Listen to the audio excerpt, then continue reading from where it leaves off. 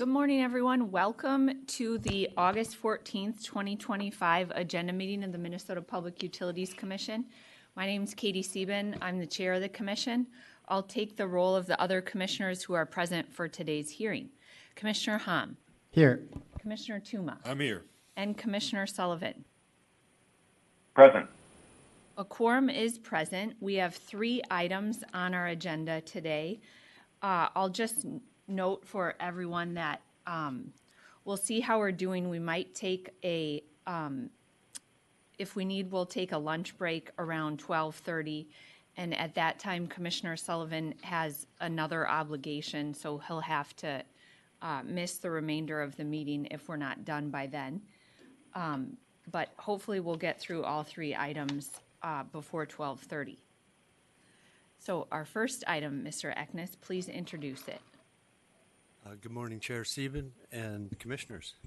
Item number 1 is docket IP 7138/ESS-24-279 involving Snowshoe BESS LLC in the matter of their application for a site permit for the up to 150 megawatt Snowshoe energy storage project in Olmsted County.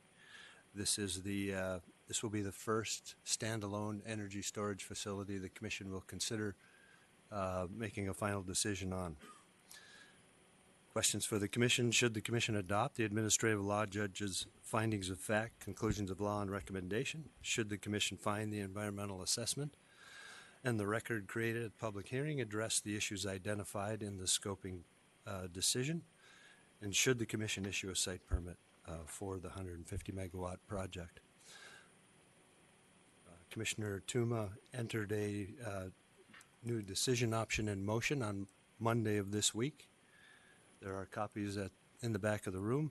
I believe the commissioners have seen that. And I also want to say that there were multiple versions of a briefing paper put into the record on this, but the one submitted Tuesday, the final revised briefing paper, is the one that we are working off. And finally, I want to apologize to the County of Olmsted and its citizens for places in the briefing paper in which an A was added. I think a time or two I might have typed it, but it also is a spell correct issue. So with that, I have no further comments and am available for questions. Thank you, Mr. Eckness. If the parties could please come forward, we'll begin with opening comments. I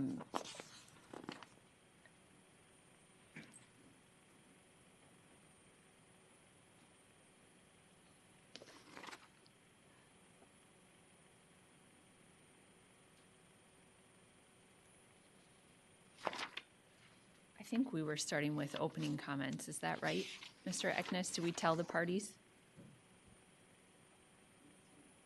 I think the parties were asked to be available for questions, actually. For questions. Okay.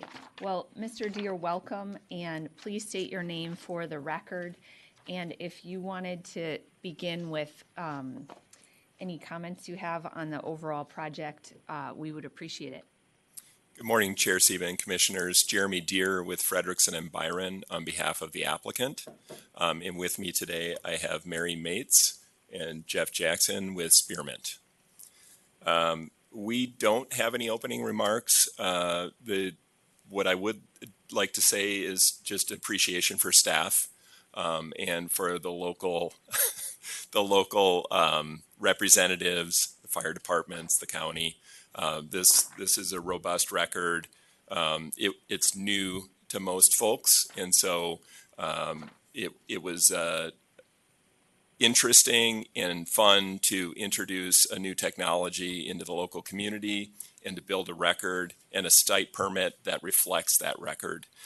We are supportive of TUMA's new decision options as they were entered into the record earlier this week, and are here to answer any questions you may have. Okay, thank you very much. And also appearing, Mr. Kajewski from the Carpenters. Would you like to introduce yourself and offer any comments? Thank you, Madam Chair and Commissioners. Richard Kajewski, the Director of Government Affairs for the North Central States Regional Council of Carpenters, and I would just state that on behalf of the carpenters, we support the adoption of the ALJ's findings of fact, conclusions of law, and recommendations regarding the site application. Our union does represent thousands of skilled construction professionals in the Midwest. Our largest population of members is right here in the state of Minnesota. And we recognize that utility scale battery storage specifically and projects like this are critical to the strengthening of Minnesota's clean energy grid and the reliability. The Carpenters Union has a long-standing track record with partnering with renewable and energy storage developers and government entities to deliver safe, high-quality, on-time, and completed projects. We provide highly trained and inclusive workforce ready to meet the demands of these types of complex projects, including battery storage systems. We are committed to supporting career advancement opportunities and economic sustainability for working families in Minnesota and throughout the Midwest. The expeditious approval of this site permit will not only support the state's climate and energy objectives, but will also foster significant local job creation and workforce development. Thank you for the time. Thank you, Mr. Kajewski. And Mr. Runke with the operating engineers. Welcome. Hi, Nathan Runke with Local 49 of the International Union of Operating Engineers. I'm just here on behalf of our 15,000 members across Minnesota and the two Dakotas. We had very good conversations, I feel like, with the developer of this project. I believe it'll create good jobs actually in my home county. Well, I'm an Olmsted resident, so I don't think anybody will mind that there's an A in there every once in a while. But it seems like a great project. They were very informative. I was at all the meetings. Seemed like a good conversation was had throughout all of this, and seems like a great project. So thank you for the time. Thank you. And Ms. Steinhauer, did you want to add anything this morning, or please introduce yourself for the record? Good morning, Chair, Commissioners. Suzanne Steinhauer with Commission Environmental Review staff. Do you want me to go over the decision options that I support? Is this the time to do that? Okay. So Environmental Review staff supports staff's decision options 1, 3, and 7 as introduced in the August 13th briefing paper. We also support Commissioner Tuma's decision option on the water main agreement or report. With respect to decision option 5, which is the offtake agreement, Environmental Review staff does not have an opinion on the choice between 5A and 5B. However, if the Commission is interested in 5B, staff would appreciate guidance from the Commission on whether registration as a MISO participant, market participant, qualifies as some other enforceable mechanism as proposed by the applicant. I don't think we've had clarity previously on that. We would appreciate that. I do have if Commission decides to go with that, I do have a technical request on that amendment. We would recommend that the permit not include as an example, which we can talk about when we get to that. Just because Environmental Review staff does not have expertise, does not have the expertise to infer what other sort of commitment would be akin to registration as a MISO market participant. Other than that, I'm available for questions. Thank you. Okay, thank you very much. Commissioner Tuma, or actually first I should ask, I know the DNR is here. If they wanted to say anything to start, you're welcome. No, okay. Available for questions if we get to the deer issue, Commissioner Tuma. Not this deer issue? But did you want to begin with questions? Yeah, Commissioner Tuma? let's talk about it. I appreciate Ms. Steinhauer. That was my goal today, is to actually pronounce her name correctly. So I'm 1 and 1. So, and I appreciate you teeing this up. I think this discussion is important, and it was very clear when I look back at the record. You were teeing it up in your comments to the ALJ, and then ALJ probably could have been a little clearer in her findings that she was essentially teeing it up for us to kind of figure out how do we deal with this question of, other enforceable agreement. What does that mean? It's not in 216I, but it isn't 216I, but we have broad authority, so how are we addressing those issues? And so I appreciate the discussion.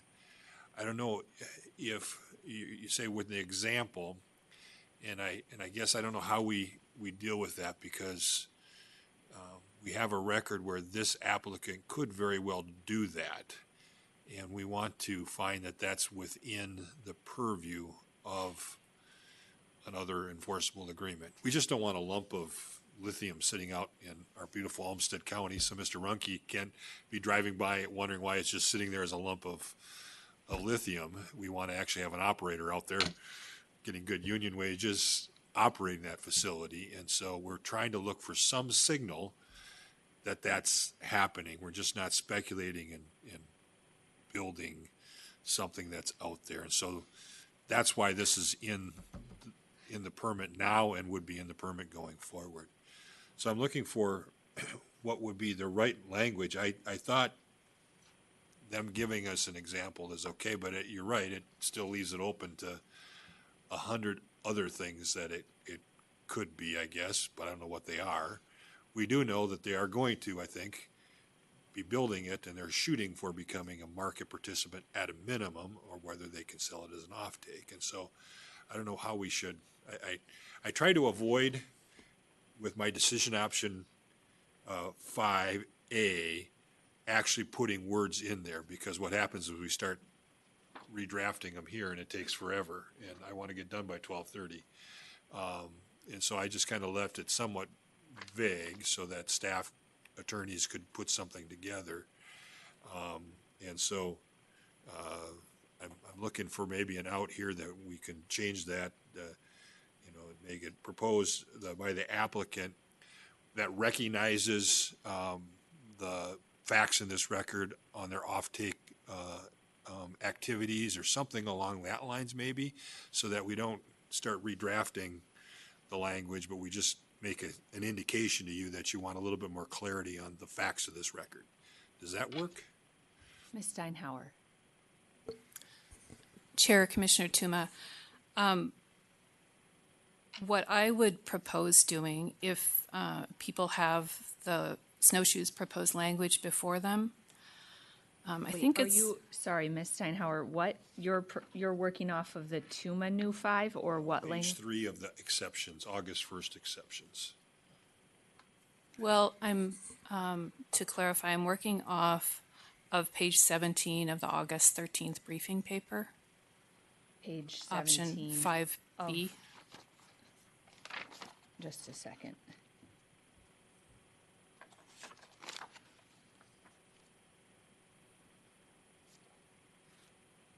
Which should be the same as page 3 of the applicant's exception of August 1. I'm assuming so.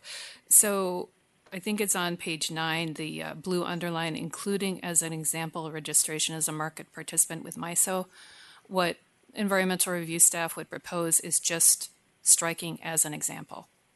So it would read, including registration as a market participant with MISO. With the caveat that we don't have the expertise to determine what other types of arrangements would be similar as an example. And I guess I'll go to Mr. Deere. I wanted to give him some flexibility, because I don't know what is between being a market participant and, having a PPA. And so that's why I wanted to create the flexibility. I think that's what as example did. And so I was comfortable with where they were at, because at a minimum, I believe that would be, but something similar. That's why I was looking at adding as an example, or something similar is what I was thinking about adding to the phrase. Because I think it's okay for us to set a floor here on this record, but they might come up with some other PPA conglomeration. They may partner with Dakota Wind, or they might partner with Byron Solar. I don't know what they could do in that situation that is a little bit more formal and piggyback off of their interconnection and provide benefit too. I don't know how the different things they could do out there. They have a lot of options, but at a minimum, I want to know that they're actually somehow interconnecting and doing something with that battery. And so, Mr. Deere, what's your thoughts? Chair Sieben, Commissioner Tuma, our preference is to keep the language as it is, just to make it express and clear that providing registration as a market participant with MISO is definitely something that's an enforceable mechanism. I'd like to just take half a step back, though, if I may. You mentioned 216I05 having a condition similar to this. I think it's important to note that that only applies to energy generation facilities, not battery storage. And so I think the legislature expressly decided and recognized that battery storage is very different. And it's more akin to a network upgrade or a transmission system, something that needs that flexibility, needs to be nimble and operate on a day-to-day basis, right, without something that's very structured so that it can respond quickly. And that really is one of the ways, as being a market participant, allows the project to really maximize its benefit to the system. We actually struggled with using the statute language in the permit there for a standalone BESS. I'll be honest with you, we were going back and forth trying to, should we just take that language out? But the way we looked at it, Mr. Deere, is we have broad authority to decide what is appropriate for economic development, for environmental development, human impact in the area. And so we definitely do want to have some sort of signal in standalone BESS contracts that you're not going to be just a lump of lithium, okay? And so I think the idea was, as an example of how we're going to do that going forward for BESSes, we were going to kind of treat them like 216I. At least that's what I thought you were indicating to us when you guys put that language and gave it to the ALJ and sent it to us.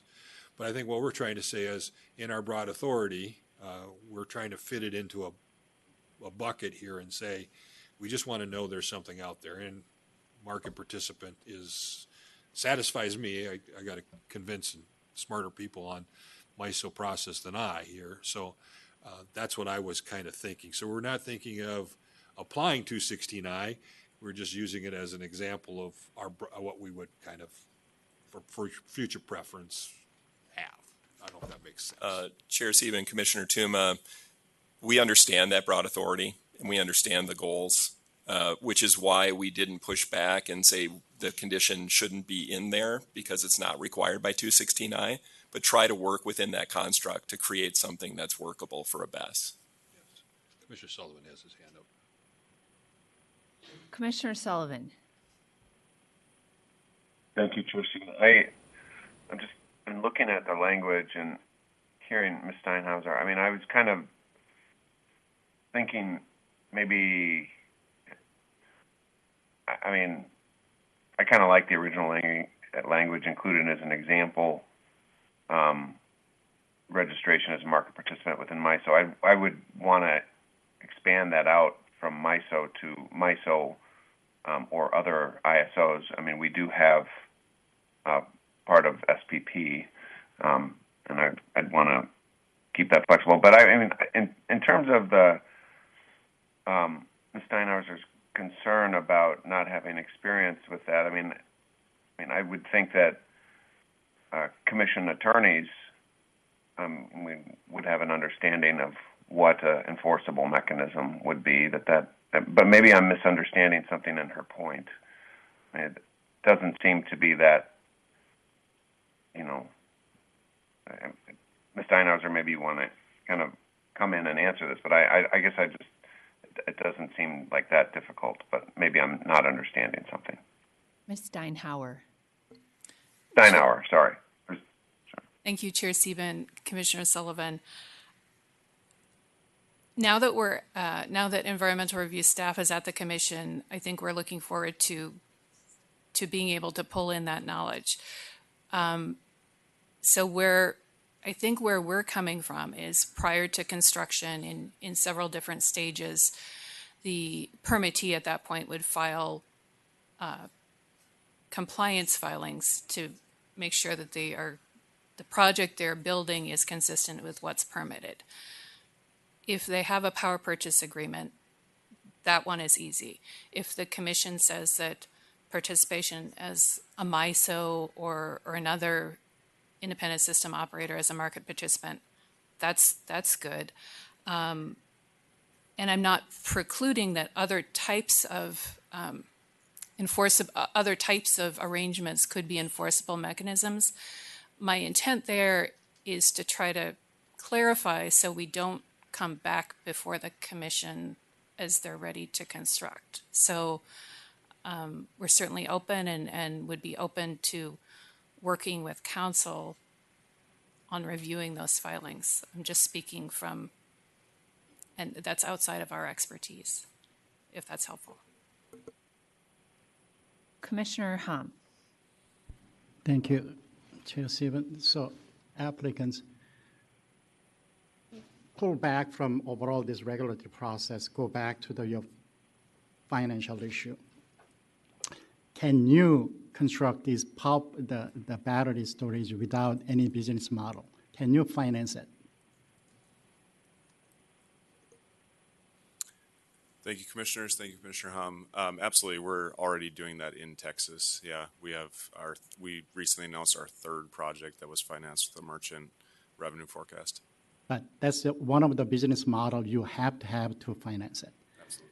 So that means either you have to have a PPA or you have to have an intent and sell that business model to be a merchant in the RTO, and you have to persuade the people who's going to invest in this project. Otherwise, you cannot start your business. Correct. So yeah, that's why I'm comfortable with the market participation as one of the enforceable mechanism. Otherwise, they cannot finance this project. Yeah, I think the problem, and I agree with Ms. Steinhauer, too, today, that it's a difficult call for them when you get to the pre-construction. You got everything lined up and you're ready to go, and all your union guys are chomping at the bit to get to the site, and all of a sudden we're looking at something that's different than a power purchase agreement or the example of a market monitor. I don't know what they would be. There are options out there. I think there's things that you could look at, and now they got to make a quick decision. And they're under stress, and they don't necessarily want to have to bring it back to the full commission. And so I get that, but I think you're right, Commissioner Sullivan, that we should be nimble enough here, and we have enough connections to know what we're looking at when it comes to that point, that it should not have to come back to the full commission. But it is, I hear what you're saying, and we want to be careful. I guess that's a good caveat to the developer, to not drop it on something that's different onto our staff 15 days before the pre-construction meeting. And so I'm comfortable with it the way it is, as proposed by the applicant, maybe with the changes Mr. Sullivan suggested, that say something MISO or other RTO or something along those lines. But that's what I'm thinking, Ms. Steinhauer. So let me know if that gives you some more comfort. And I see them nodding their heads that yes, they're not going to just drop some fancy new funding mechanism on you 15 days before. Ms. Steinhauer. Chair, Commissioner Tuma, I think we can work with that. And I think our intent just generally is to bring the issue before the commission and let you weigh in on it. Yeah, that was the right call. This has been Thank very you. helpful to walk through it. So anything more to add, just so I'm not missing anything? Mr. Deere. Chair Stephen, Commissioner Tuma, it's also why we try to provide a little bit more color in our exceptions to help provide clarity for staff so that it isn't an issue in the future. So we do appreciate the discussion. So, Madam Chair, I'm ready for a motion if you are. We're not going to talk about the fence. Talk about a fence. The Unless you want to talk Mr. about Deere, fence. the proposal here, I understand, is for a 6-foot fence, if I'm not mistaken, with barbed wire at the top. Chair Stephen, I believe that's correct.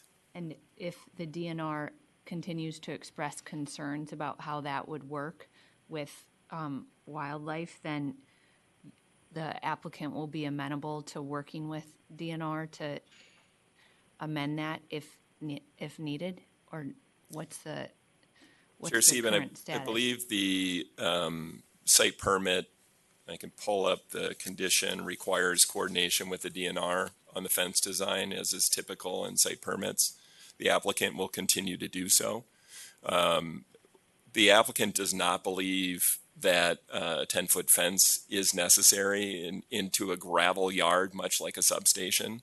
So we really have a situation where, like substations, where there are fencing requirements to satisfy electrical code requirements. And so complete exclusion into a gravel area we don't believe is necessary, but we can definitely continue that conversation to help the DNR understand that and come to, and when we provide the pre-construction compliance filings, document that coordination with the DNR.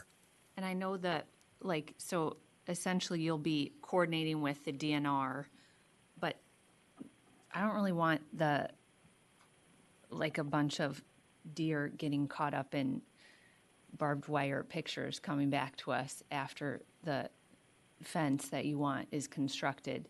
And so hopefully that's not going to happen. But I guess what I'm trying to hear you say is, like, you're still going to work with the DNR to try to address their concerns as well. I'm no expert on fencing here, but we don't want pictures of deer stuck in barbed wire 6 feet off the ground. Ms. Steinhauer?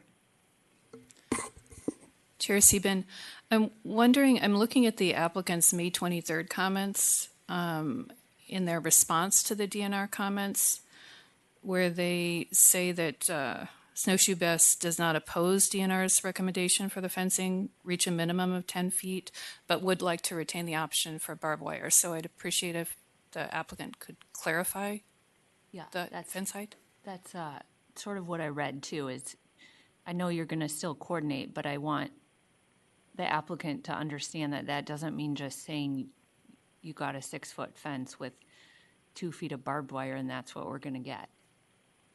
Chair Sieben, thank you. Talking with Ms. Mates, Mr. Jackson, the applicant has indicated that it can go up to 10 feet, but it does need to keep the barbed wire to comply with NERC. So it will be 6 feet.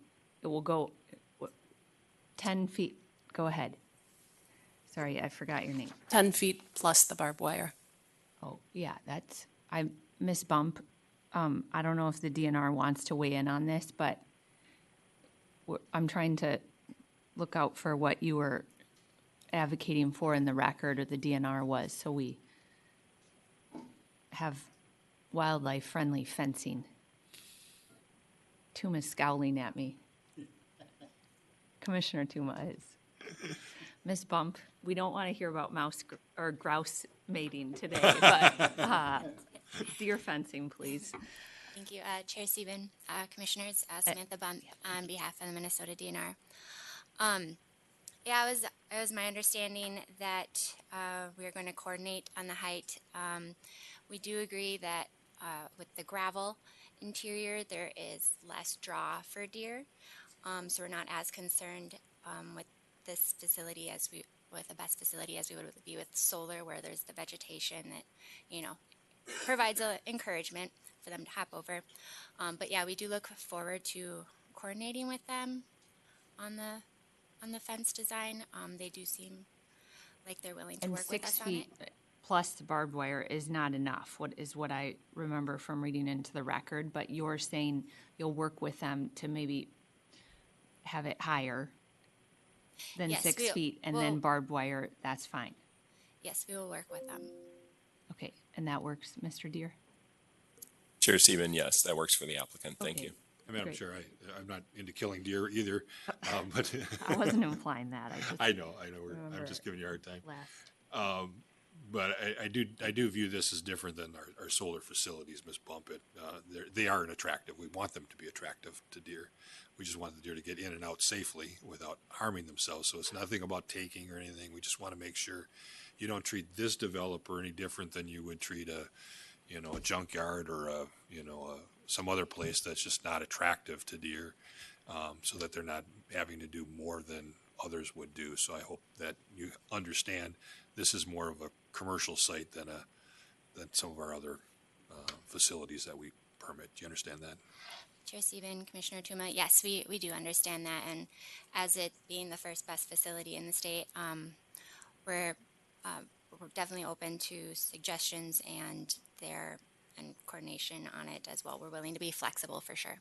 We appreciate that flexibility, and you guys have been that way all along, and so we continue to expect that. So thanks for that. So if you're ready now, I'm ready. Any other discussion or questions before Commissioner Tuma makes a motion? Okay, Madam Chair, I would move decision options 1, 2, and 5 as I suggested in my motion, the new TUMA 5, but I would modify 5A so that we're adopting their exceptions with a minor modification that it would include some additional language regarding other RTOs or something along that lines. Where? In 5A? Yeah, just at the end of 5A, so with a modification that, I don't know if we can put it up or not, or do you have it, or? So we're not working off of your We're working off mine, yep. TUMA 5A. 5A, yep. So at the end of that 5A, right after the word exception, with the modification so that it includes other RTOs.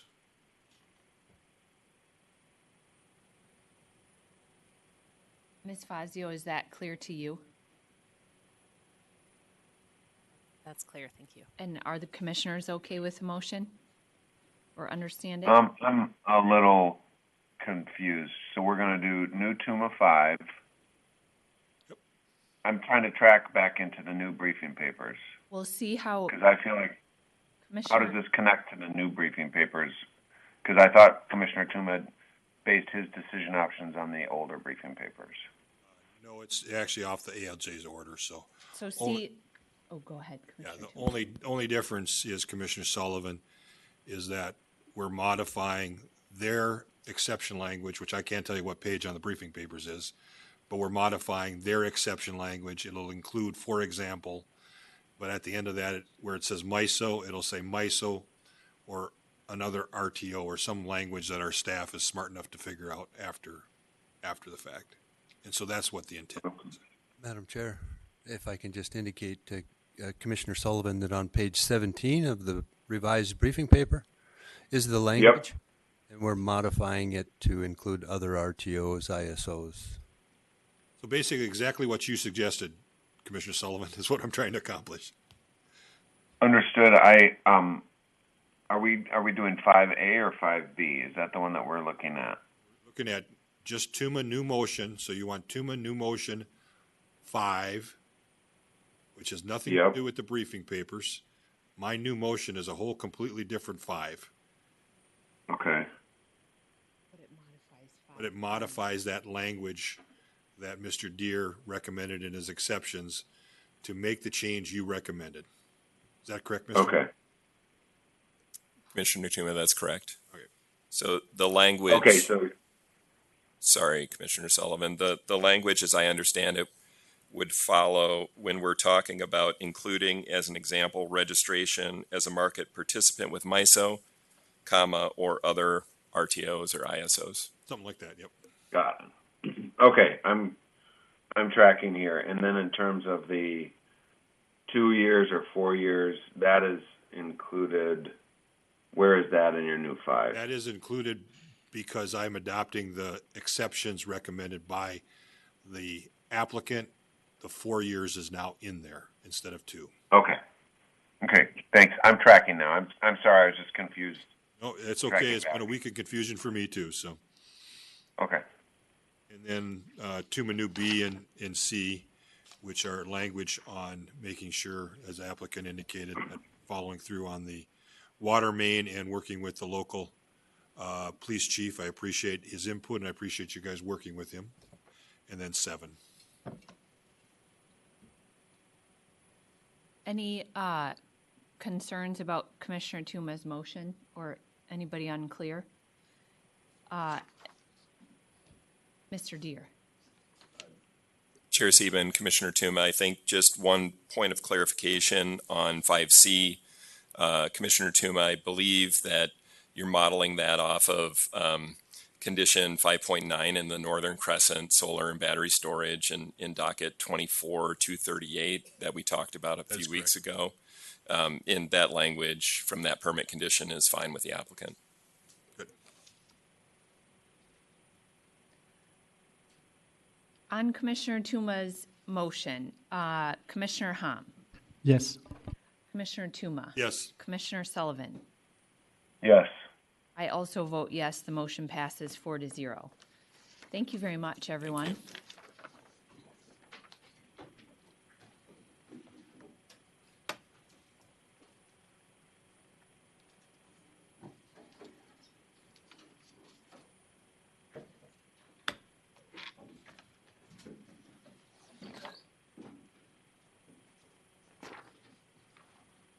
That was an easy one.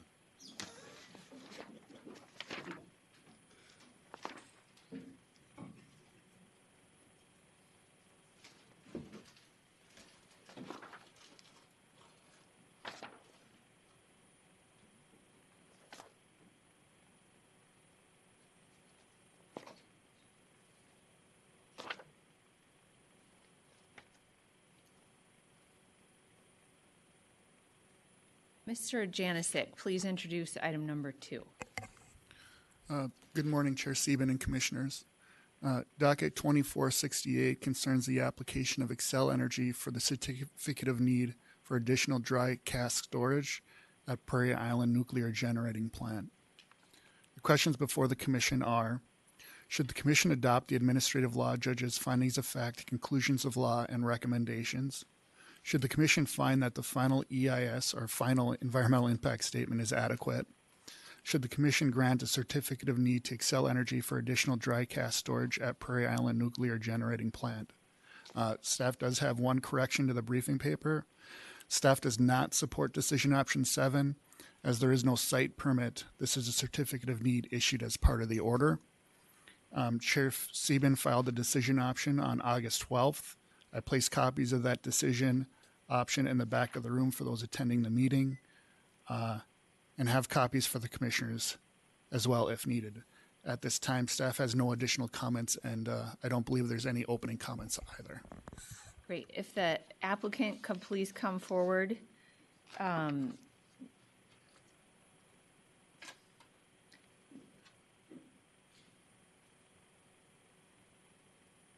Perhaps the department and the AG too, I have questions for.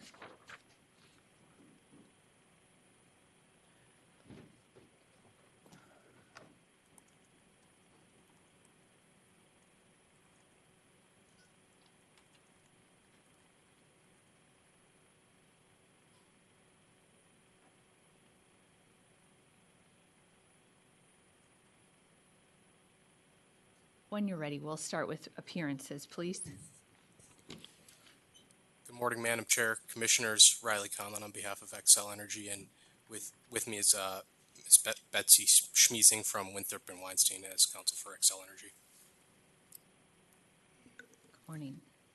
Good morning. Catherine Arnold, Assistant Attorney General for the Department of Commerce. And Ms. Ness? Good morning. Jenna Ness with the Public Utilities Commission with Environmental Review Staff. Okay, thank you. We have a really robust record here, and I know there are folks that weighed in, and I just wanted to begin by noting that that I carefully read those comments and appreciate folks' perspective on the issue before us here on whether to continue to grant a certificate in need for expanded fuel capability on storage capability as outlined by Xcel. In trying to be like very careful about respecting the comments that the Prairie Island Indian community submitted into the record, my decision option came from that, where I think the tribal government had recommended just a couple of minor modifications to the EIS to more accurately reflect the current status. So my question first is for the parties, if you have any suggestions or concerns about the CBIN new 2A. Begin with Xcel. Thank you, Madam Chair. No concerns from the company. And for others, for the department? Thank you, Madam Chair. The department views these alternative phrasings as consistent with what is in the FEIS. Yeah, thank you. My question for Xcel is first about something that I read online that probably wasn't in the record, but recently came up for a new notification alert system that's going to be deployed that, so I don't know if Ms. Prochaska, I see you in the back, if you know more about that. And I don't think it's necessarily, well, it is relevant to the decision here because some of the decision options have to do with emergency response and preparedness. So I was wondering if you or someone wanted from the company was just able to give us a high-level overview of how the emergency alert is changing from like a siren system to a cell phone-based notification.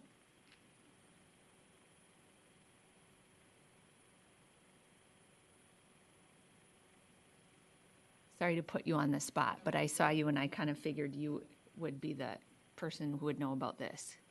And if you could just state your name for the record, that would be great. Yes. Good morning, Chair, Commission. I'm Pamela Prochaska from Xcel Energy. I'm a General Manager of Fleet Operations. And yeah, I can give you a high-level overview. We have moved to, you can think of it more like the Amber Alert system that comes on your phone, so that if you're in the vicinity of one of our plants, you would be alerted via your phone as the primary system. It's not the only system, but we're moving as technology has improved and we know that things have modernized. We think moving to that technology is a better way to notify the residents around those plants in the case we would have an emergency.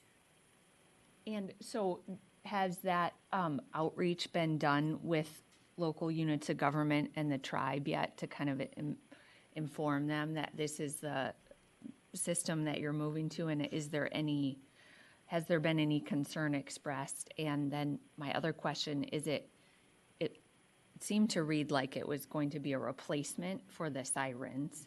Mm-hmm. And is that definitely what is going to happen, or is that still under consideration? Because my concern was, what if someone doesn't have a cell phone? Right. Yep, and those are good questions. Yeah, our emergency planning group has been working with the local jurisdictions, including the Prairie Island Indian community, over the last several years to implement this. And so with that technology, again, the sirens may go away, and this is the primary means of notification, but it certainly would not be our only. We would work with local law enforcement. We would look with local governments to get out the word, different mechanisms. It could be TV, radio.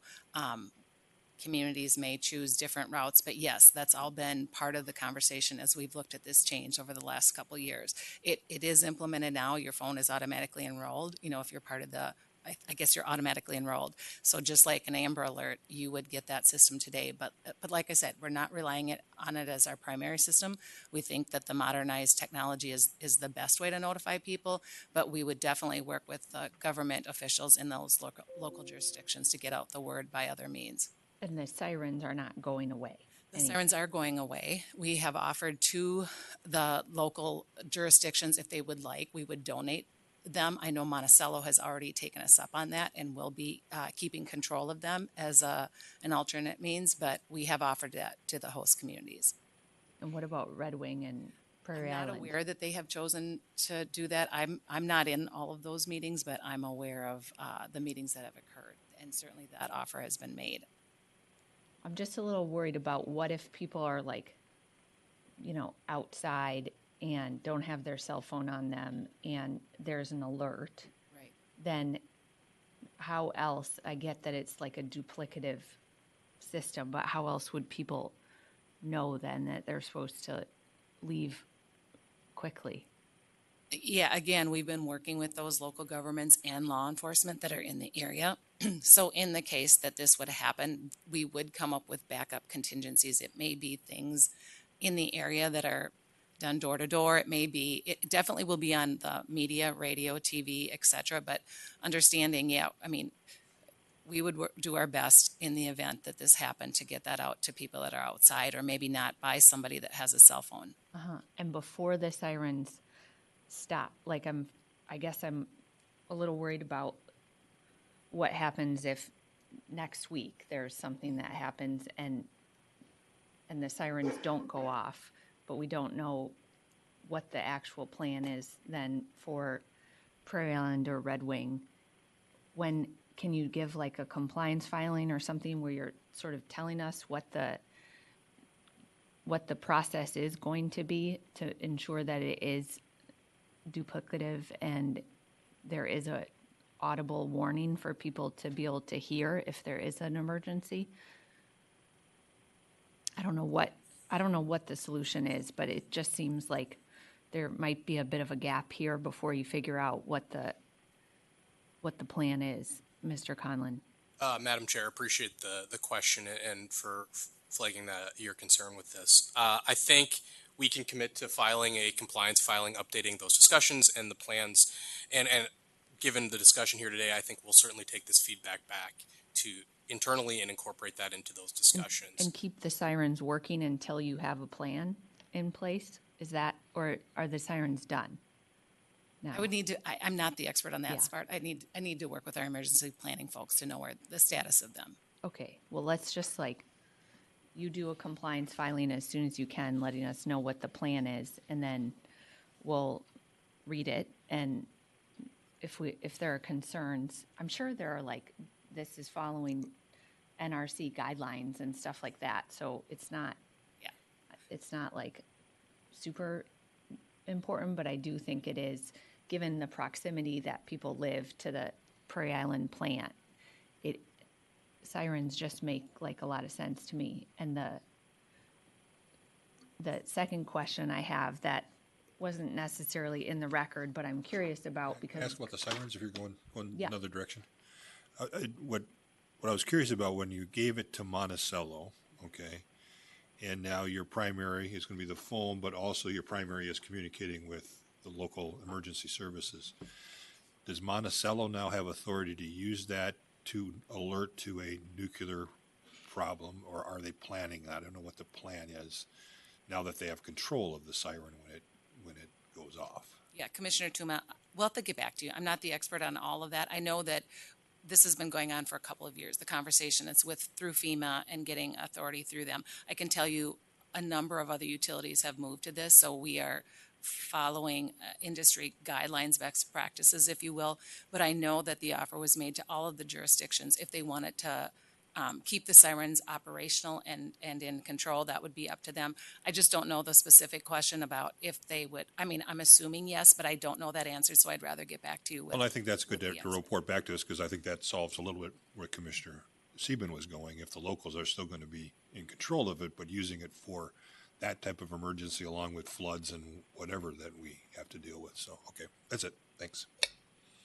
The second part of my sort of unattached question to the docket, but related, is how's the construction of the overpass going? And is it happening? And what's that? Where are we at with that? Thank you, Chair. Commission. Yes, it's open. It's operating. I know they had a ribbon cutting, I think, 2 weeks ago. I was not there, but I know that they had one. And so, yes, it's operational and it's working.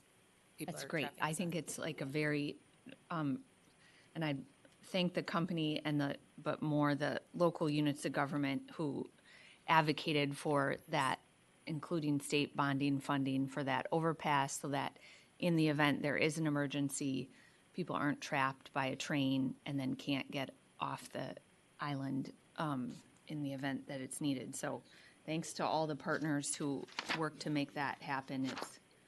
It's necessary and it's a good thing. Did you have other questions, Commissioner Tuma? Commissioner Sullivan or Commissioner Hom, other questions? If we're ready, then any other comments that parties had, I'm prepared to make a motion and would ask for Commissioner support of the staff recommendations except for number 7. So it would be decision option 1, 2, 4, 6A, 6B, 8, and Sebin, oh wait, did I say 2? I said 2, but instead I also mean, I guess, 2 and 2A. Well, I guess they're duplicative of each other. Yeah, okay, we have to do it. So it would be 2 and 2A. But Mr. Janisic pointed out that 7 is not needed, just for clarity, because we're not doing a site permit. Any concerns about my motion or questions? Okay, then we'll vote. Commissioner Hom, Yes. Commissioner Tuma, Yes. Commissioner Sullivan. Yes. I also vote yes.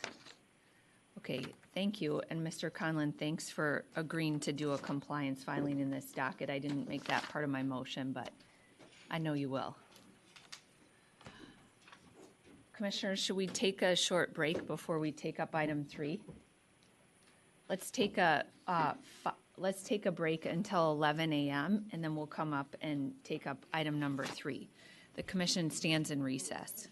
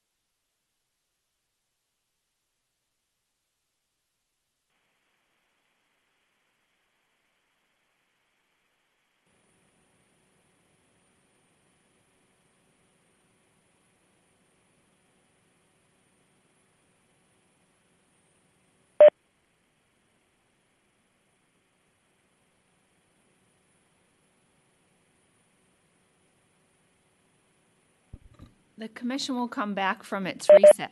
Oh, the commission will come back from its recess. And Mr. Duran, please introduce item number 3. Good morning, Chair Sieben and Commissioners. Item number 3 is docket number 16521, involving all electric utilities in the matter of updating the generic standards for the interconnection and operations of distributed generation facilities established under Minnesota Statute 216B 1611. Staff clarifies that aspects of this item involve all electric utilities, and then some aspects are exclusive to Xcel Energy. The question before the Commission is, should the Commission grant the Joint Solar Association's request to open an investigation into Xcel Energy's internal transmission study process, which began in September 2023, and direct Xcel to cease this study process until it receives approval from the Commission? And then the second question is, should the Commission amend the Minnesota Distributed Energy Resource Interconnection process, otherwise known as the MINDIP, to further clarify the affected system study process when the transmission owner is also the area EPS operator? There was one late filed modified decision option made on behalf of the clean energy organizations, who are also referenced as the joint solar associations in the briefing papers. And additionally, there was one late filed information request from Nokomis Energy to Xcel Energy. Copies of those filings can be found on the front tables over there. Parties are available for questions, and staff has no additional comment. Thanks. Thank you very much, Mr. Duran. It's a great job summarizing the record and good, clear briefing papers. Commissioner Hom, would you like to begin, please? Thank you, Chair Sieben. I have a question to company. I have some question regarding the NERC reliability requirements. So I need to ask a series of questions. So I don't know who's here from company who can answer about that. Madam Chair, Commissioner Hom, I have Josh Gutzman here from our transmission planning organization, and I think the two of us should be able to do it. It'll probably be him mostly, but. Okay, so are you familiar with BPS and BES, bulk power system and bulk electric system? Yes, I am. Okay, so under NERC reliability requirements, they are trying to protect bulk power system. Am I correct? Yes, I agree. Okay. So that means, in general, this distribution system is not part of that BPS, except certain generation potentially have an impact to BPS, then there is that connection. Yeah, I would agree with that, yep. Okay. What is the Xcel or NSP Minnesota in NERC term? There is an applicability section of the NERC, that the reliability standard. So what is the Xcel's designation under the NERC? Yeah, transmission planner. You are not just transmission planner, right?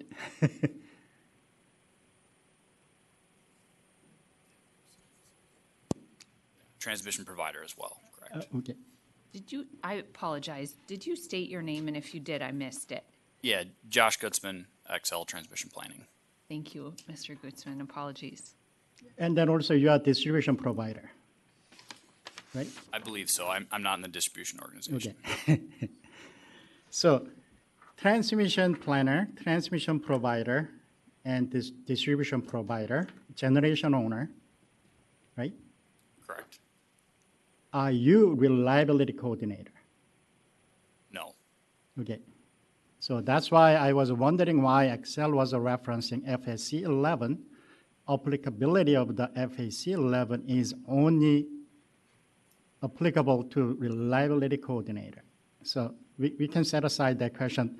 That's why I was asking this. Now we can go to the FAC 2. Under that, is NSP Minnesota required to comply with FAC 2? Yes, we are. As a what? As the transmission planner. Okay.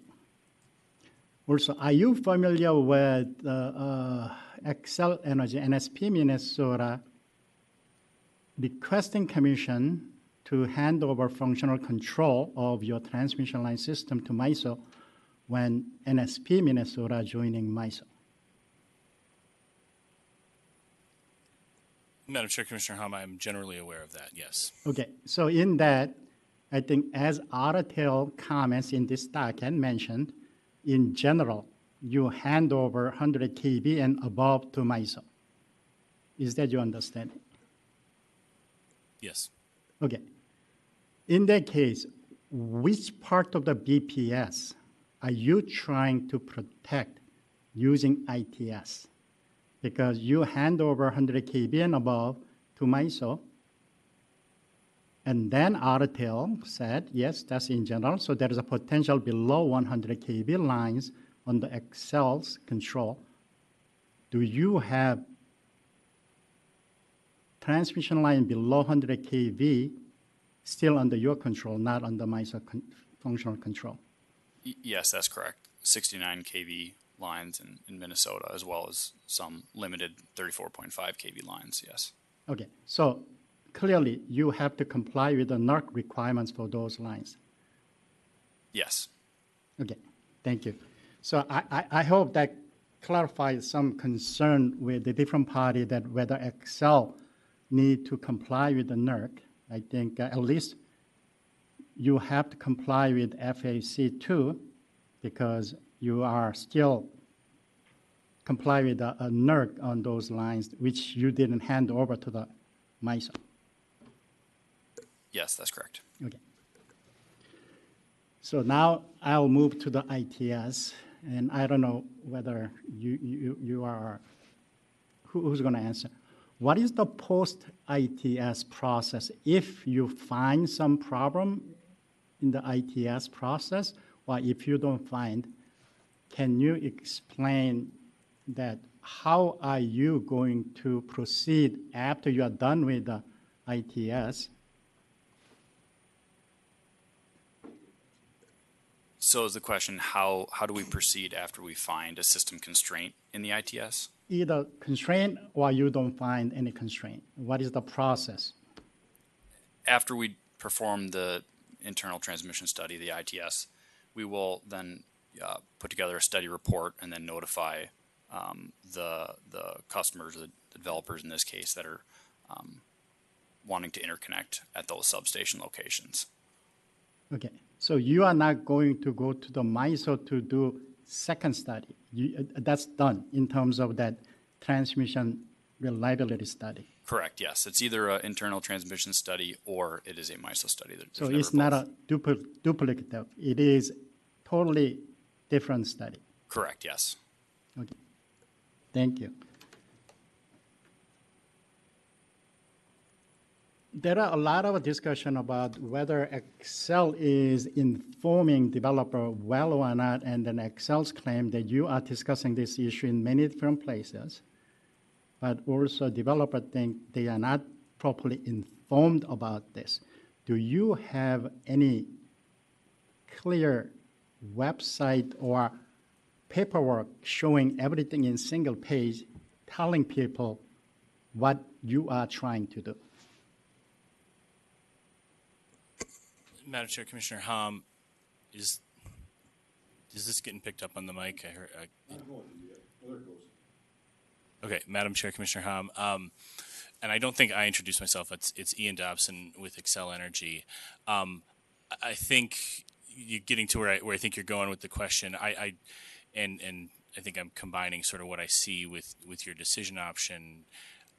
I don't think all of this information is as consolidated in sort of a single page as I think you're asking. I mean, our view was this is out there, but I do understand, I think, what you're getting at, and I think what the briefing papers are getting at, where this is probably not all as clear and as uniform as maybe you're asking for. Okay, thank you. I have one more question to company, and under which tariff are you conducting this study? Sorry, Madam Chair, Commissioner, how are you talking about like a state tariff? A state tariff. Because there was a concern that you are doing this without tariff, right? That is that concern from the joint complainer.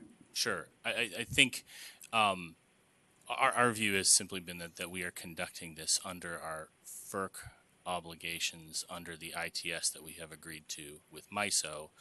The one point I would add in that I think you asked sort of a number of questions about that, but that I said the ITS with MISO, the AFS agreement that we have with MISO, that agreement does on its face explicitly acknowledge that we are conducting these ITS studies using daytime minimum load.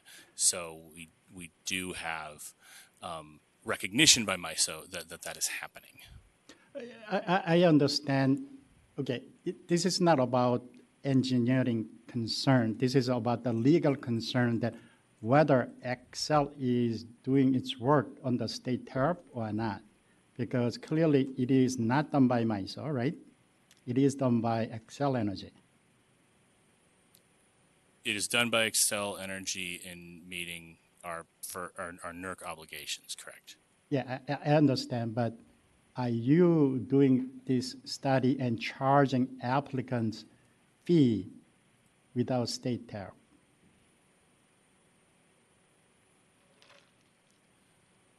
I will admit I'm not. I don't believe there's a state tariff that outlines the fee that we're charging. No. So then, how do you charge this applicant when it trigger MISO affected system study, or when you are conducting distribution system impact study? Which part of the tariff are you using? Well, I don't. It's not a. I don't believe that it is a tariff that we are charging them under, because it is not a rate that we are charging to our customers for the provision of utility service. We're charging generators that are attempting to interconnect in order to perform these studies. So you have a tariff governing the this distribution interconnection process, MIN-DIP, Xcel version of the MIN-DIP. Is it state tariff? Honestly, I can't remember if MIN-DIP is state tariff, but this fee, if this $27,000 fee that we are charging is not, if we're talking about the fee, that's not listed in the MIN-DIP, as I understand. I understand. I read your attachment to your initial comments. So there is a tariff governing this process. Okay, I apologize. But it is discussing about different study there in general, but you are not specified the dollar amount, but still you are charging it because that's part of that process you describe in that Correct. tariff. So is this ITS different from any other study, like a distribution impact study or MISO-triggered, MISO-affected system study? Is it same or different? On the engineering side? No. Just, once again, it's a legal side. Okay, sorry. I don't think it's different if I'm, I think I'm understanding where you're going with this, and I don't think it's different than those other studies. So you already have a state tariff framework under the MIN-DIP tariff you attached to your initial comments. And under that, you are conducting 3 different studies: distribution impact study, ITS, and MISO affected system study. Sure. Yes. So, yes, I'm done with Xcel. Asking question if any other commissioner has a question to Xcel. Not right now, so. And we'll just have to do appearances for the other people that you have questions for, too. So now I'll go to the joint, the complainer about. So. Could you state your name for the record, please? And the organizations you're representing. Chair Sieben, Commissioner Hom, David Moberg, Associate at the Minnesota Solar Energy Industries Association, or MNSEA, representing MNSEA and the Clean Energy Organization, or JSA, position and comments. And can you just remind us who those organizations are, please, Mr. Moberg? Yes, that would be MNCEA, SEAM, Clean Energy Economy Minnesota, and the Coalition for Community Solar Access, or CCSA. Thank you. Mr. Maluski. Chair Sieben, Matthew Molesky, I think we've formally submitted under joint commenters, and that represents a number of different market participants. I think there's 7 of them. If you'd like me to list them off, I can look them up. I probably can't recount them off the top of my head. But you're with Nokomis. And Yes, that's one of them. I'm the General Counsel in Nokomis Energy. Okay, thank you. Thank you. Then I'll start with the Nokomis on your additional filing. So when did you find out that there is a potential concern with Xcel's ITS is not producing any finding other than there's a no problem? I mean, I read your filing, and then Xcel said there was a no result saying that they need to fix the transmission line system after ITS. Mr. Maluski. Thank you, Chair Sieben. Commissioner Hom, we sought the information requests because we wanted to know if anything had come from the ITS that had been run over the last 3 quarters.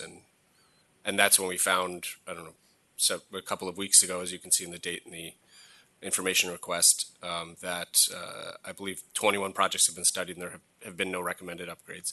We suspected that that would be the outcome, but needed to confirm that. Yeah, thank you. Yeah, I mean, even if it was a late filing, that was very helpful to me. That I think there is some room for improvement, at least at the minimum in there, based on that information. But my concern was why it wasn't discussed during the DGWG, and this facts finding wasn't done during the DGWG process, because I think that's why Commission established DGWG meetings, and I was hoping that engineers come to that meeting and we discuss more engineering detail to make sure that we don't have to discuss this here at the Commission meeting. Chair Sieben, Commissioners Hom, I think it should have been discussed in the DGWG. I think it should be discussed in the DGWG. I believe the first time it came up was in a meeting in November of last year. I will note that Xcel proposed the first time I'm aware of that they would conduct an internal transmission study or create a process was August or September of 23. And in October of 23, I submitted a letter in the docket on the previous version of interconnection studies that was at the Commission, asking, what the basis was for the interconnection transmission study process, where in MNDIP it was authorized, all of the details that we're now discussing that we found some of in the briefing here. I asked that in October of 23. I didn't get a response from anyone. I'm not a regular participant in the DGWG myself, but I think absolutely that is the appropriate place to discuss something like this that is, yes, involving transmission, but is being done by Xcel Energy, which is under the authority of the Commission, and I think appropriately cabined into the MNDIP, which is ultimately a tariffed process. Okay, thank you. Can I ask the joint commenter? So based on the conversation I had with Xcel on the engineering issue, I'm not an engineer, but I was able to ask engineering question because that's why I was emphasizing that this can be done at the DGWG, even though you don't have engineers, but hopefully you can bring more engineers to the meeting so we can resolve this issue before it comes to the Commission. Being said, do you still have any concern with your original complaint about this ITS? Mr. Moberg. Chair Sieben, Commissioner Hom, I think I am also not an engineer, but I believe essentially our primary concern is the lack of transparency. It feels, from what I understand from the developer side and from our members that we have heard, that this process, and I think this was noted in briefing papers, that there was an incomplete commission record as to whether this was permitted. And I will also note that in the tariff version of the Minn dip, in Xcel's tariff book, they clearly define themselves as an area EPS operator, but in transmission provider, that is not clearly indicated, and we have concerns because it seems duplicative to the MISO study, and then as indicated in Nokomis's late filed request, had not, and to this point has not created any, or has not located any upgrades, while still adding significant time and cost to interconnection. Okay, but now you recognize that Xcel is obligated to comply with the NERC requirements based on my conversation with Xcel. Do you still have that concern that it's unnecessary duplicative work? Based on the proceeding, I don't believe so. Okay, thank you. So based on this conversation, I can ask everybody, are you okay with my preferred decision option? I didn't say it's my motion yet because I was going to clarify with Xcel on this NERC issue and whether you guys are comfortable with that. What I hear now is that you are more comfortable with that technical portion of it, but you still have a concern with the overall process. My intention of, and then our staff's intention is trying to improve transparency, and also if there is a trigger which is too conservative, maybe there is a way to improve that trigger for Xcel ITS, and Xcel agreed to work with the DGWG. So that's why I'm just asking you whether you are okay with my preferred options. Chair Seaman, Commissioner Hom, thank you for the question. I was going to initially disagree with what you asked of whether we believe that NERC obligates this process for a couple of reasons. First, NERC was offered as an explanation for this for the first time here in front of the Commission. This has been an issue I've been a part of discussing with Xcel since 2021. I've never heard that before.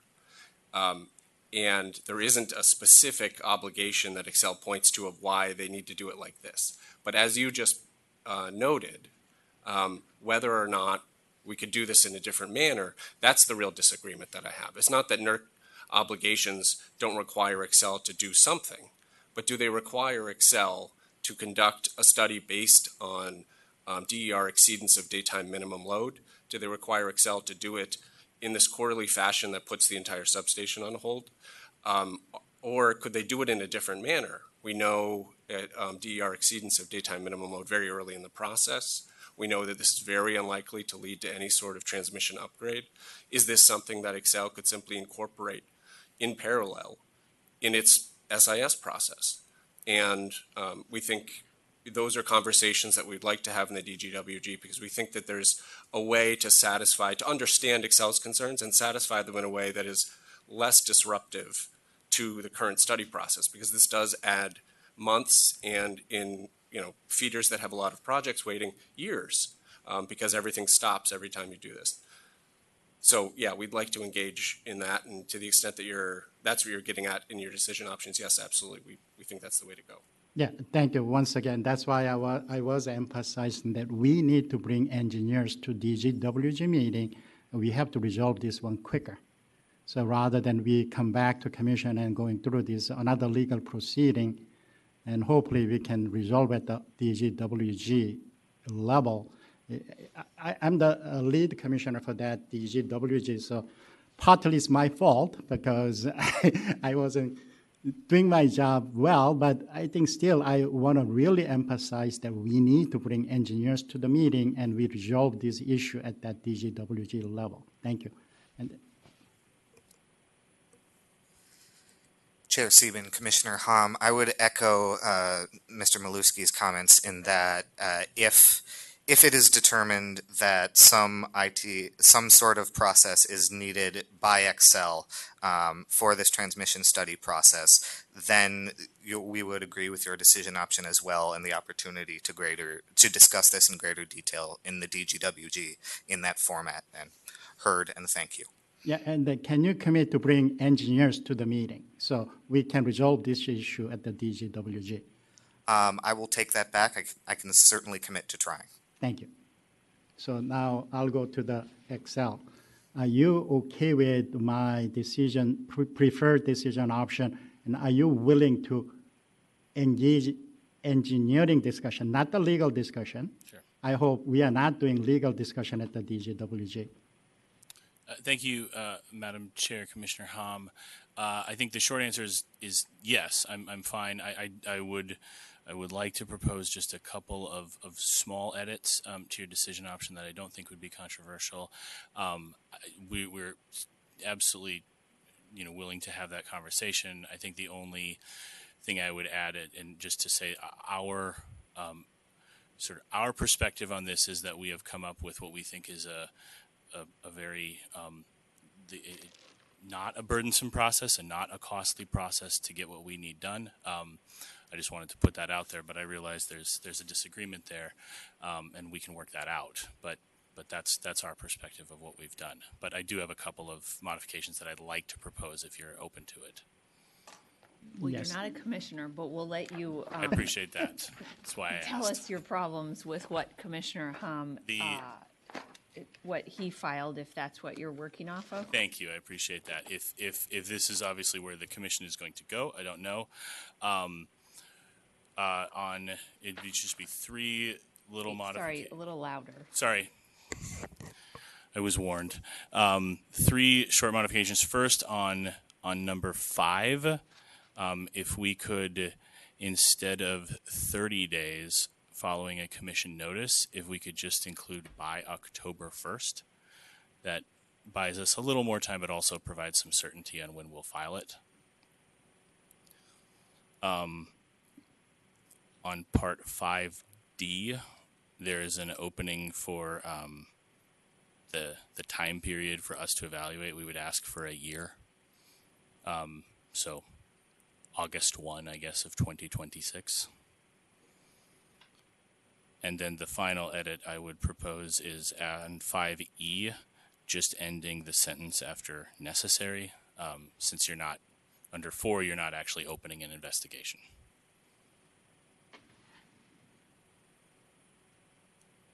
Okay. Thank you. I have a question to the department. So, Please state your name, Dr. Lieb. Sydney Lieb from the Minnesota Department of Commerce. We're okay with the October 1st, and we agree the removal for the investigation is reasonable based on the overall motion. That is good clarification. The 1-year timeline is concerning to the department, especially given the overlay of what's going on at the federal level, making it increasingly difficult to get these projects done, and the best way to get these distributed solar projects is going to be to do them as quickly as possible. If the company could do this quicker, that would be better. yeah, that's why I was strongly encouraging parties to bring engineers to DGWG. I mean, this has to be discussed at the DGWG. You don't want to leave that to the Xcel to decide, right? So you don't want Xcel to decide this metrics. It has to be discussed at DGWG. So that's why I understand. My intention is speed up everything if it's possible for the renewable. However, but I don't know. I think it depends on how fast you guys can discuss and agree at the DGWG on this issue. So, Chair Sieben, Commissioner Hom, I think the department agrees it should be discussed at the DGWG. But I think setting the goalpost out at a year initially is the wrong way. The company's going to do it as quickly as we tell them to do it. can I ask the department? Okay, not the department, Xcel. So, this federal tax credit is going away. So we need to speed up this. I think this resource is very important resource, part of the overall our portfolio. So we need to speed up.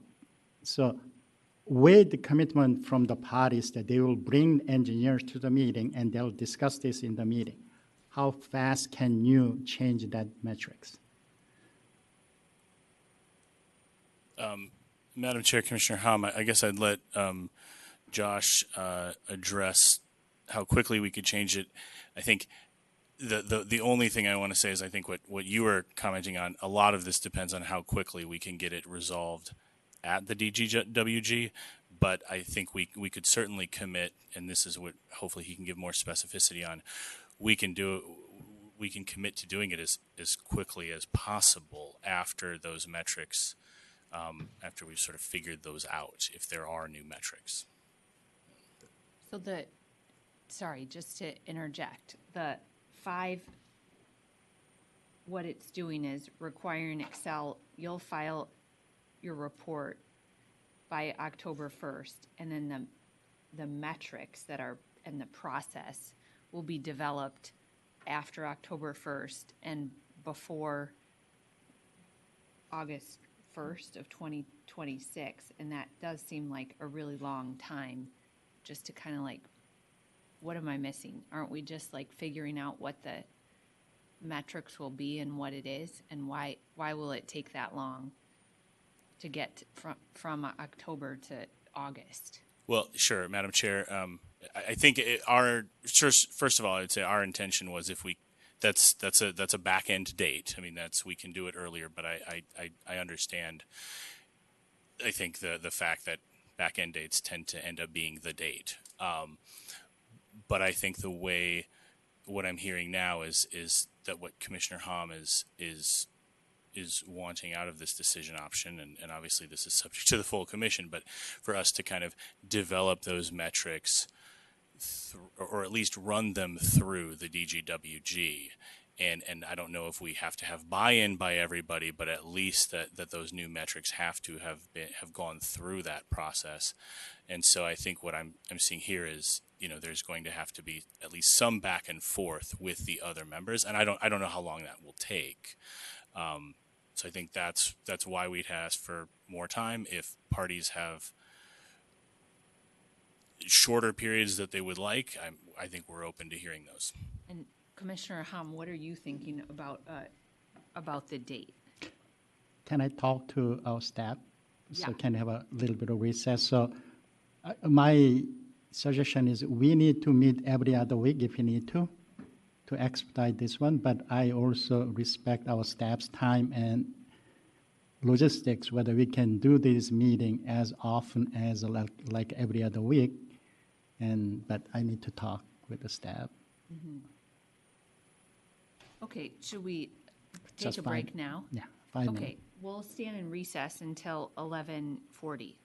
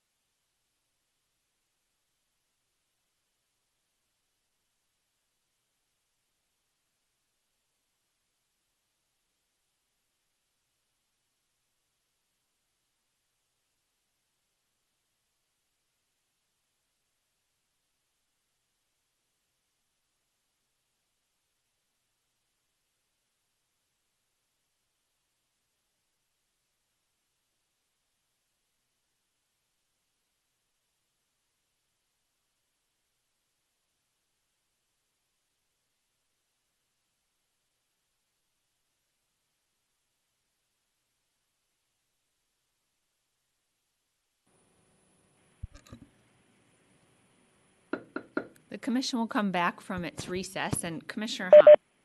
Oh, Commissioner Hom. Thank you, Chair Stephen. So I'll ask Xcel question about this potentially changing these metrics. Do you think you have enough data at this point to meaningfully discuss this at the DGWG? Madam Chair, Commissioner Hom, yes, we are confident we do. Okay.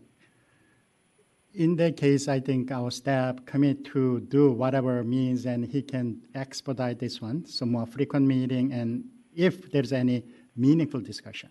And then our biggest concern was Xcel coming in next meeting saying, oh, we don't have enough data. So now everybody understand that Xcel has enough data to discuss this. So I think we will have that discussion. Being said, I would like to have this two-tier approach on this one. So first thing I think we can discuss immediately is whether Xcel can do this ITS monthly rather than quarterly to expedite overall process. I understand potentially there is an additional cost to it, so those developer may have to bear with it, but can you discuss or can you commit to do monthly? If you cannot commit today, can you discuss that at the next DGWG meeting? That can be done quickly. Mr. Dobson. Thank you, Madam Chair, Commissioner Hom. We can commit to discussing that at the next meeting. I don't know that we can commit to doing it today, but. Okay, so what is the potential limitation you're doing in the monthly? Sorry, Commissioner Hom, I couldn't hear. Yeah. The limitation in the what? What is the limitation to do this ITS study monthly rather than quarterly? Chair Stephen, Commissioner Hom, I think the biggest limitation is just resources and time. I understand, but you can hire outside consultant, right? That's why I tell them that potentially there'll be an increase in cost. Yeah, I mean, we actually do already hire an outside consultant to do the work. They're very full. I mean, they have inquired. They've told us that this is the fastest they can do it. We certainly can talk to other outside consultants, though. So. Okay, so with that understanding, hopefully we can discuss that in next DGWG. That can be done quickly. Metrics discussion can go a little bit longer, but initial, I think, discussion with my staff is let's make a deadline as of February 2026. I'll be closely monitoring and attending DGWG meetings to make sure that we are making progress. So we can make some conclusion on this changing in metrics by February 2026. Can you commit to it, Xcel?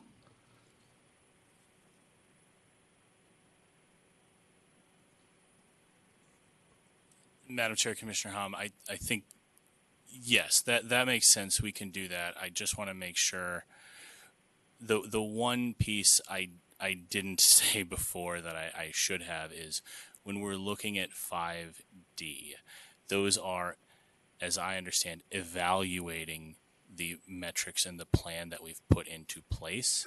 And so the reason we had pushed that out, and this was the piece I didn't say that I should have, is our understanding of this is we would put the we would provide the description of an ITS, lay out those metrics, and then we would go through several studies to then evaluate it at the end of that, which is why we pushed that to a year out, so we could go through some studies and then give you a report.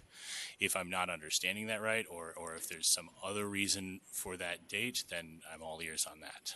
Okay, so my understanding is even with the data, you need step-by-step is changing your metrics.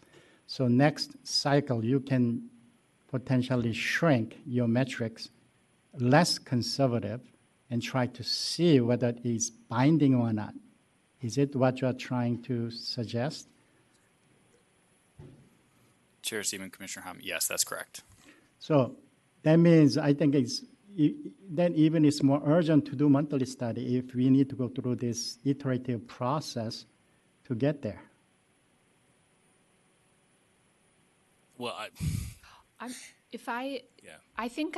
was thinking of and maybe I should have talked to staff. I was thinking, Commissioner Hom, of 5D more as the way Mr. Dobson just laid it out, that there are, and I am certainly not as knowledgeable as you or others who have been involved in the DGWG, but I was thinking that what was going to happen was there was going to be like an evaluation of what should be included in the ITS, and then the DGWG would talk about that, and then by August it would be either kind of like set in some way, as that is the process, and then things would start to develop more after that. But what am I not understanding that you can help me, that you can help clarify? Because I think what you're saying that is more like starting in October, the ITS is going to move more or less, and it's going to then help lead to the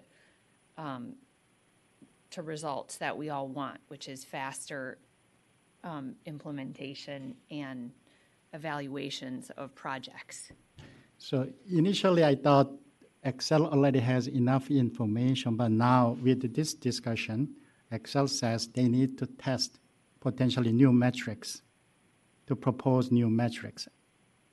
Am I missing, or am I Are there going to be new metrics, or where is that coming in between what you're going to file in October, Mr. Dobson? I think, Madam Chair, Commissioner Hom, and maybe I have caused confusion where there shouldn't be. I think where I was coming from is both looking at decision option 6, and I think the discussion we had about bringing this to the GWG working group, that there was within this an idea that there would, I mean, certainly we can propose sort of what we're doing and provide evaluation of sort of why we got to the metrics and the thresholds and the standards that we use. But to the extent that there is going to be a discussion in the DGWG with engineers on both sides potentially modifying those metrics or adjusting those metrics, then the thought had, that's how then I interpreted 5D to say, okay, there may be a point where we implement those new thresholds and new metrics, and then I think for our understanding is then you would go through sort of several rounds of studies, and then you would evaluate those metrics. So that's why we had sort of assumed a later date. But if there's a misunderstanding that I have, then that makes sense. Some clarity, if I could. Just some clarity, if I could. I'm looking at 6A, and that 6A seems to me to be kind of the beginning of the DGW, the working groups. I can never say it accurately. The working groups work is you providing essentially a proposed report and what you're going to be doing, okay? And then we kick off the work, and that to me is more important to have that to be a deadline than the way you're reading 5D, which is this evaluation of what we've done and worked through the working group on. And so if that's, I think that's what you're kind of laying out to us. And then to me, then what is 5A? How soon could you do that if we set a deadline on 5A? If I'm reading this accurately, and again, I didn't talk to staff. He's probably pulling his hair out over there, wondering what I'm talking about. But it seems to me 5A is talking about you got to get something on the table first for us to work with.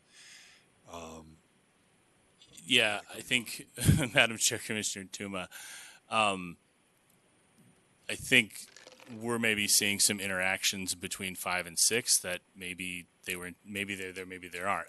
But to answer the question, the way I'm reading 6A is we provide the report under 5 by October 1st. So that's we provide our report. All of our 5 work shows up in 6A is how, okay. Correct. And then we present the contents of that report to the DGWG under 6A.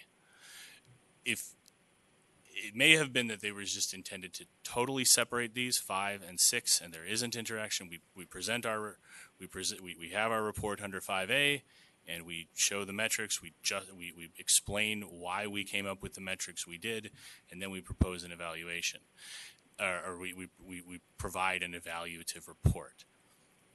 And then along with that, we're sort of having these discussions in the DGWG working group. So the October 1st one is the one that I'm saying you're going to lay out the starting draft, October for lack 1st, of a better term. 2025, under decision option 5, would be us explaining the ITS, the standards, the threshold, all the engineering backup, everything about why we are doing it the way we're doing it. And then after that is when Wickwan Hom is going to be cracking the Correct.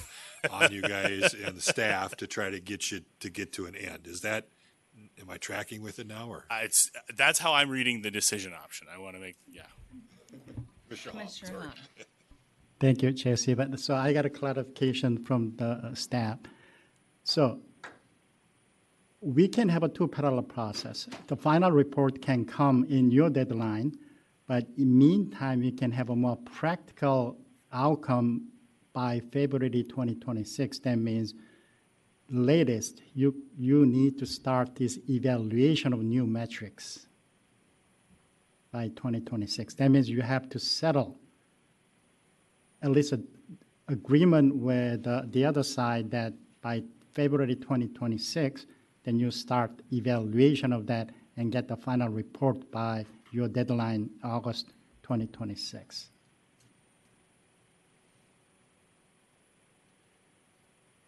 Is it Mr. doable? Dobson. yes, I now understand it, and I appreciate that clarification. That's helpful. Thank you. And can I ask? Mr. So- Moberg or Mr. Maluski, do you understand the process now as laid out by having October 1st, the report would be filed, the DDWG, you're going to bring your engineers, you're going to start working through the updates to the ITS that are going to be Commissioner Hom, who we're going to nickname Commissioner, is going to have like a big hammer to make sure everybody comes to the DGWG and does the best work they possibly can to like work through some of these things. By February, then that stuff will have been worked out, and then there'll be an evaluation of how it's going in August. Chair Stephen, Commissioner Hom, that is how I understand the process, and I'm encouraged by that. I would take this opportunity just to say that the one of the 6A, not 6A, 6C3 suggests that recommended MNDIP edits as a sort of a hypothetical that I'd like to propose that be recommended MNDIP edits incorporating the ITC process as amended. So whatever process is ultimately comes out of the DGWG, that is formally added to the MNDIP. Well, that would be something I would think that, doesn't the commission fully have to take up, not just like, that we're not gonna just have the DGWG make suggestions or recommendations, and then it becomes a matter of the MNDIP. That would be something that I think formally needs to come back up before the commission. So I don't think we'll do that now, but I get the sense of like that would be a potential outcome, but it's not just like by the matter of it coming up in the DGWG that it's going to get adopted into the MNDIP. At least that's my understanding from legal of what I should say. Chair Stephen, I agree with you. I meant to convey the strong interest in there being something in the MNDIP. Mm-hmm. I agree that the commission has to make that determination. Mm-hmm. And Mr. Moberg, did you want to comment on Commissioner Hom's earlier layout of the timing here? Chair Sieben, Commissioner Hom, fully understand the timing as laid out and the DGWG process with hopefully a settled framework by February and a report by August. I will note one clarifying detail that I should have noted earlier, that I was not physically there, but it's in previous years we have brought engineers from IREC, the Interstate Renewable Energy Council, on this topic and others to the DGWG, and I have been informed that sometimes those perspectives have been, the feeling was that those perspectives were overlooked or not fully incorporated into the discussion. So I can commit that we will do our best and in good faith to bring engineers to the DGWG to engage in this process in good faith and as best as we can. And then I would also echo our enthusiasm to the joint parties' recommendation of a commission proceeding eventually investigating, incorporating these changes into the Minn.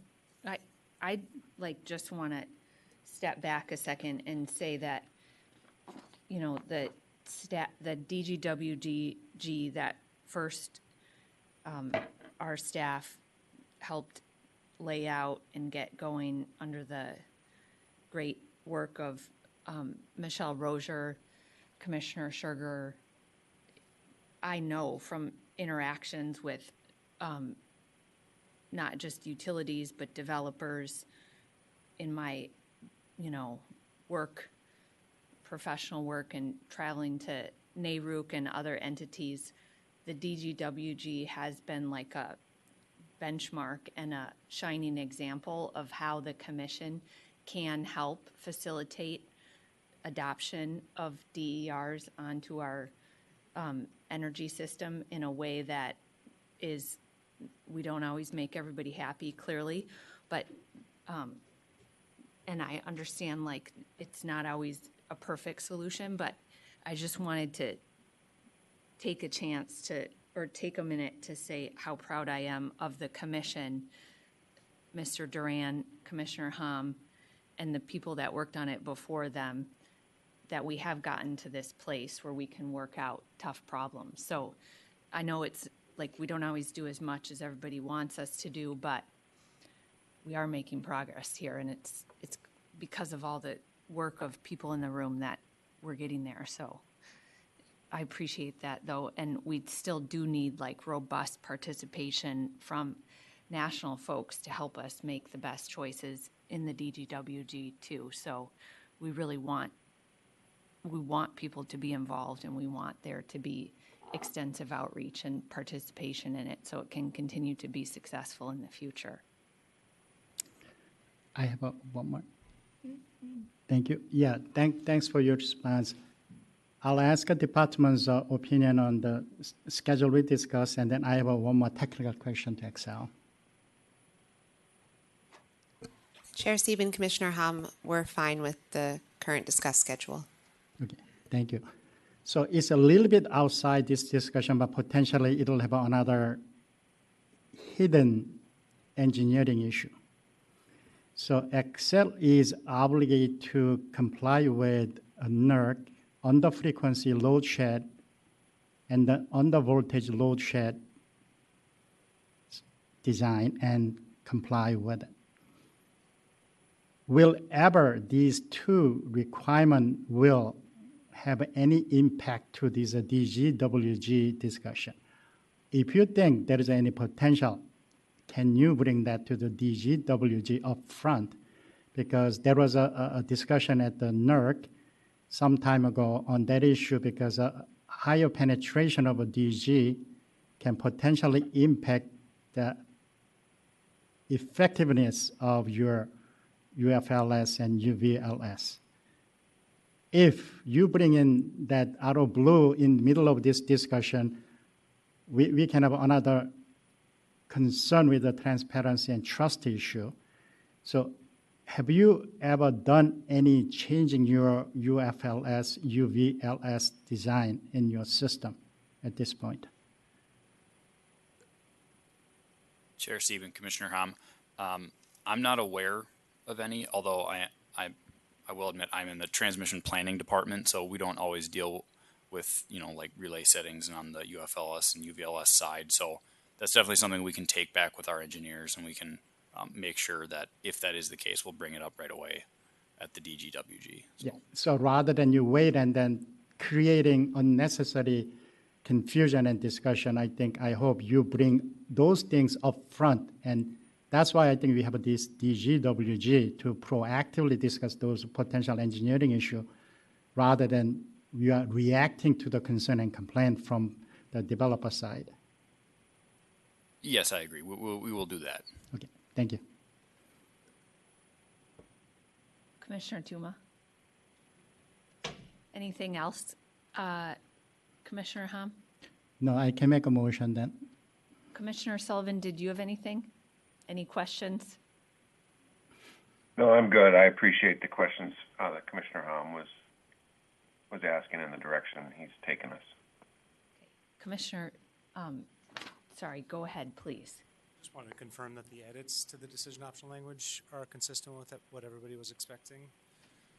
Particularly, I think in 5D, is that date in the correct place? And should it be February 1st? Just maybe want to make sure that It is August. it is August? Okay. Yep.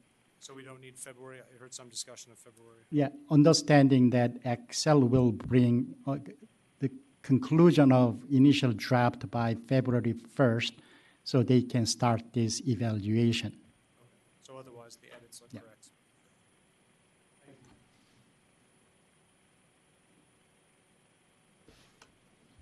Then I can make a motion with the modification seen in the screen.